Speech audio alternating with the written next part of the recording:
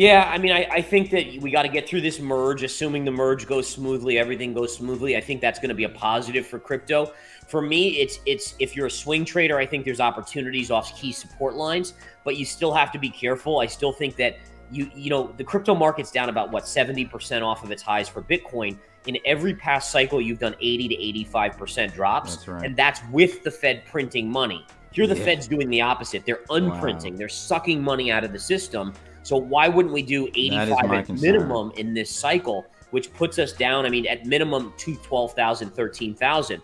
And so remember, people said don't fight the Fed when the markets were going up, which was the right move. Well, now they're doing the opposite. So when not fighting the Fed, be very cautious on risk assets here.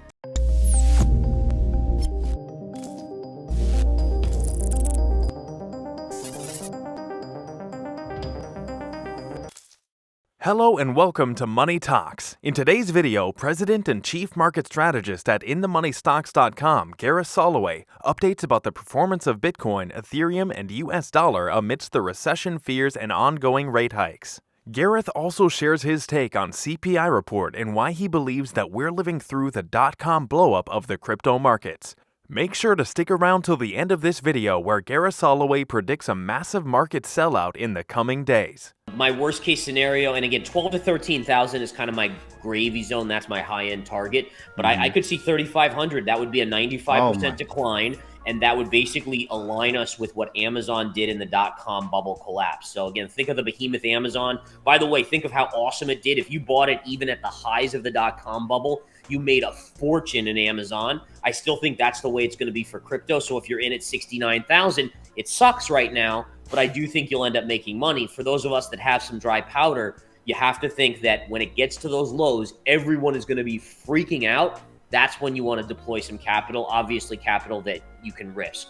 The world's second largest cryptocurrency has undergone a significant transformation that will change its technology to cut carbon emissions by more than 99.9%, according to its platform Ethereum. The transition, known as the merge, has been finalized, Ethereum founder Vitalik Buterin confirmed on Thursday. And we finalized. Happy merge all. This is a big moment for the Ethereum ecosystem, he said in a tweet.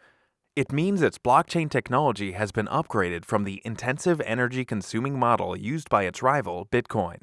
But I think the biggest thing here is the Fed really, and this is what I've been, yelling at the top of my lungs, is the Fed has to be so careful here, because if they trigger a bad recession, ask yourself, how do we get out of that recession? Because every past recession we've gotten into over the last 10, 20 years, the Fed has printed us out of.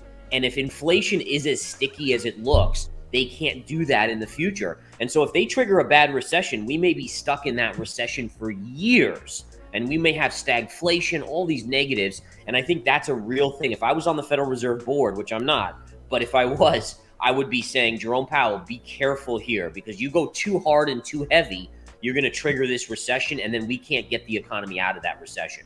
While anticipation around the move has seen the price of Ethereum's token Ether double in the last 2 months, not everyone is looking forward to the change, and despite the merge going smoothly on Thursday, the price of Ethereum actually slumped. The first part of the merge upgrade began on September 6th with the Bellatrix upgrade, which worked a so-called hard fork that will convert Ethereum from a proof of work, or POW, to a proof of stake, or POS, base. The switch will take Ethereum from the intensive energy-consuming POW model to the POS model. Both mechanisms are used to confirm transactions and add new blocks to the chain, but they work differently. The POW system works like a competitive numeric guessing game, and the first person to solve the puzzle is awarded a fixed amount of cryptocurrency. It requires a global network of computers to run at the same time when a transaction takes place, and therefore a lot of energy. And the key is, going into this number, honestly, I was in the 50 basis point camp, because looking at gas prices, oil, copper, all these commodities have fallen dramatically. Yep. And so in my head, I'm like, okay, well, we should see that trickle through to the consumer price index. And we just did not. And I think the market got caught way off guard. The Fed now is locked in at 75. I think that's a no-brainer.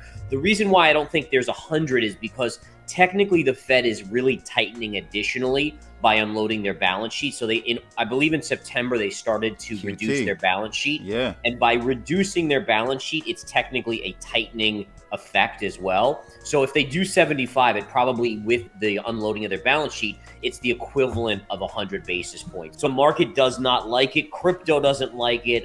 Stocks don't like it. It's just risk off all the way around. So usually the way it works is that the markets after today's data, they're readjusting very, very quickly. There'll probably be an additional readjustment for the next couple days. And then by the time you get to Friday, the markets will probably be priced in to 75, maybe 100, and they'll just sit there and kind of go sideways until we get that data from the Federal Reserve. So the market is in that. So anytime the market gets information it didn't expect, it quickly tries to readjust to factor those expectations in.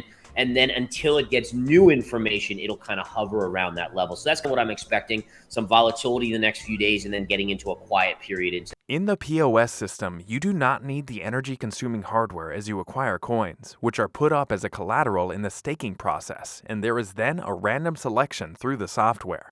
How powerful your machine does not increase your chance of winning and being able to create the next block for the blockchain. The only thing that increases your chance of winning is just getting more coins.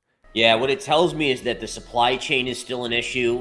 That's still keeping prices up. It also tells me wage pressures mean that companies have to charge more for their products because they're paying their employees so much more over the past 12 months.